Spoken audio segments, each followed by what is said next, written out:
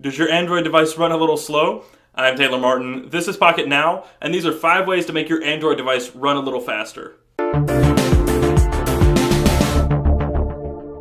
In the last major update, Google introduced Project Butter, which incorporates VSync, triple buffering, and a better touch responsiveness in an attempt to snuff out the performance issues that Android has been associated with over the years. Pair that with modern processors and GPUs, and you have yourself a recipe for extremely well-performing machines. However, that's not always the case. Sometimes phones don't perform as intended, and sometimes things are a little slower than you would like. Fortunately, the fix for that is just a few steps away. You can achieve a faster experience through applications and even some of the stock settings on your Android device. One of the first things you should do if you want to speed up your phone and your experience with Android is replace the launcher. Download a third-party launcher such as Nova Launcher or Launcher Pro, ADW. There are hundreds of these launcher replacements in the Play Store. And what they do is they give you an extended set of options that make the experience a little faster. For example, when you're on your home screen, the stock home screen, and you slide left and right from your pages, there's an animation associated with every move. With these third-party launchers, you can disable any of those animations or speed them up. The difference, while it may not seem like much, is very, very noticeable.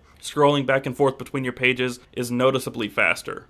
If you want to switch between your applications more quickly, there are a couple options. The first of which is Glovebox. Basically, it is the experience you would get on Ubuntu on your Android device. Slide from either side of the display, either left or right, depending on how you set it up, and slide your finger over the icon of the application you want to launch. You can do this over and over and quickly switch between all of the applications on your device. Glovebox is highly customizable. You can set different themes, you select which applications are in the dock, and you can select how sensitive the dock is and other settings. It's available for free, and there is an in-app purchase to unlock more settings. Another more highly customizable way to switch between your applications quickly is called Swipe Pad. This one you can set up hot areas on the corners, on the sides, or on the top or bottom of the display, and the way it works is a quick swipe from one of those areas will bring up a launcher. From there, depending on which extensions you have installed, you can open widgets, shortcuts, applications, all sorts of things. It's quick, intuitive, and it really speeds up the experience. Using this side by side with Glovebox, the two really change the experience of Android completely.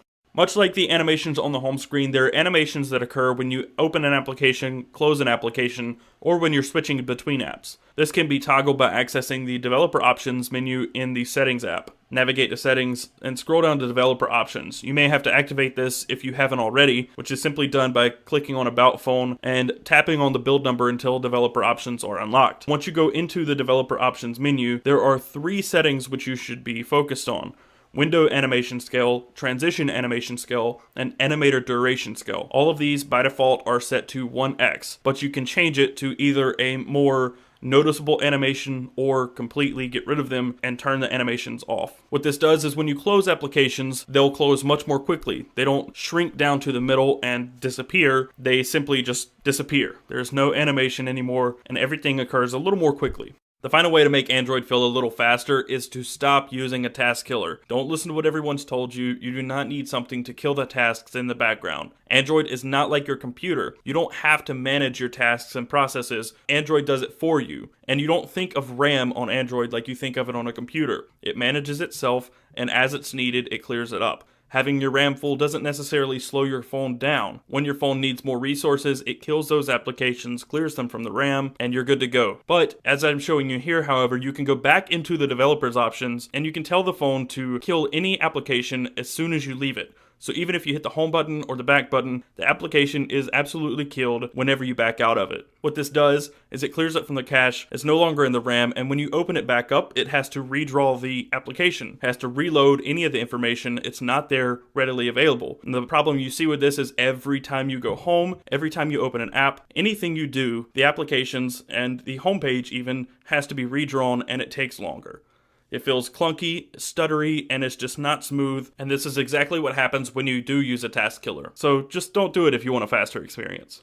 If you've done all of this and your phone just still is not fast enough, there are still options for you. You can root your device and apply a different kernel. One that has been recommended to me many times is the Franco kernel. I haven't tried it myself, but I'm probably going to this weekend. And you can also overclock your device if that's your thing. There are options beyond belief. You can install the AOSP browser instead of the Chrome browser for a faster browsing experience.